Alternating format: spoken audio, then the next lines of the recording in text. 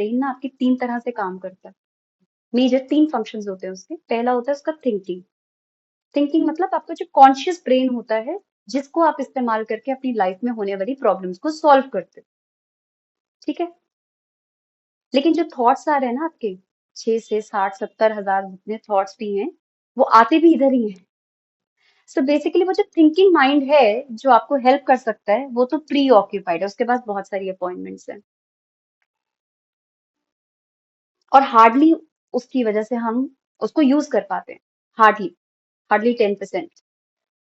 If I would have to say probably lesser, पर 10% कह देते हैं, चलो मोटा मोटा लगा लेते हैं,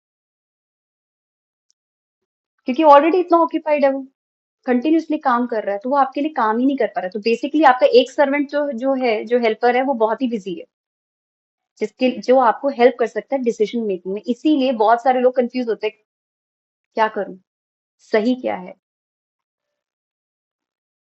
और बिलीव मी, हम सबके लिए अलग अलग सही है। मेरे से सलाह लोगे, मैं अपना सही बता सकती हूँ, आपका सही अलग भी हो सकता है। Always have this belief in mind. दूसरा, मेरा जो ब्रेन है वो जो काम कर रहा है, वो मेरा काम कर रहा है इमोशंस के लिए, जो स्टोर कर रहा है इमोशंस को, जो मेरी मेमोरीज को स्टोर कर रहा है, जो मेरे बिलीफ सिस्टम को स्टोर कर रहा है। वो आज का नहीं काम कर रहा, और वो रैम की तरह नहीं है कि खत्म हो जाता है। वो उसका भी बहुत बड़ा स्टोरेज है। जब से पैदा हुए, कॉन्शियसली, सबकॉन्शियसली, अनकॉन्शियसली बहुत कुछ स्टोर कर रहा है वो।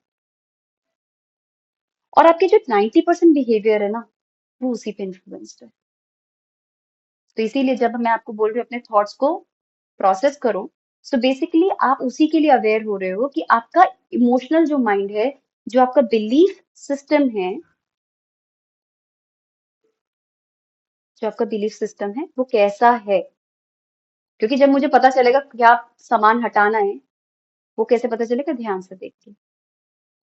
तो इसका मतलब, अगर मान लो कभी मैं रिएक्ट कर रही हूँ गुस्से से, या जल्दी से रोना आ गया मुझे, या मैं वहां से चली गई, कुछ भी इमोशन हो सकता है, मेरा रिएक्शन, रिएक्शन जो मेरा हो सकता है, कुछ भी हो सकता है। उसके लिए सबसे पहले हमें किस पे रिफ्लेक्ट करना है, अपने इस इमोशन ब्रेन पे, जो स्टोर कर रहा है मेरी मेमोरी, इमोशंस, और 90% गाइड कर रहा है मुझे।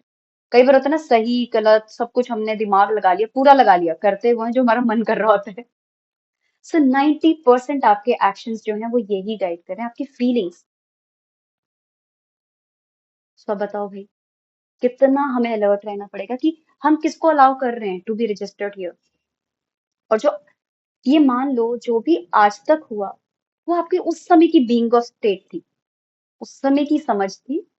लेकिन आज हम ये समझ क्यों रहे हैं, आराम से हम बैठ के मेडिटेशन कर सकते हैं। But why am keeping this discussion time, क्योंकि जब हम चीजों को समझ जाते हैं ना, तो उसको अप्लाई करना आसान हो जाता है, थोड़ा सा आसान हो जाता है।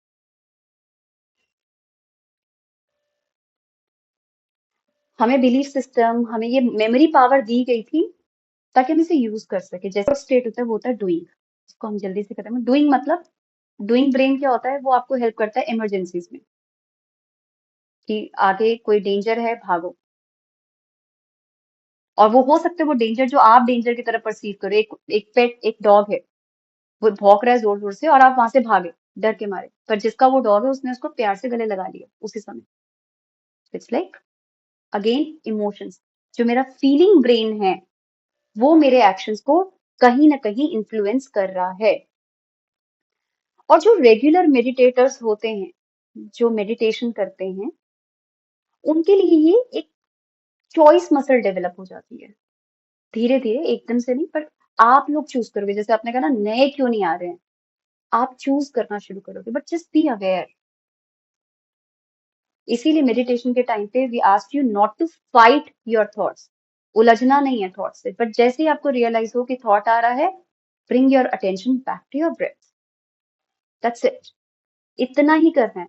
और इतना ही करने में अगर आपको 10 बार, 12 बार, 1000 बार करना पड़ता है, डू इट, बिकॉज इसका रिजल्ट जो है वो बहुत ही मैजिकल है, बहुत ही मैजिकल है। आप अपने सबकॉन्शियस माइंड को ट्रेन कर सकते हो, जो कि 90% आपके बिहेवियर को इन्फ्लुएंस कर रहा है। आप अपने थॉट्स को कम कर सकते हो।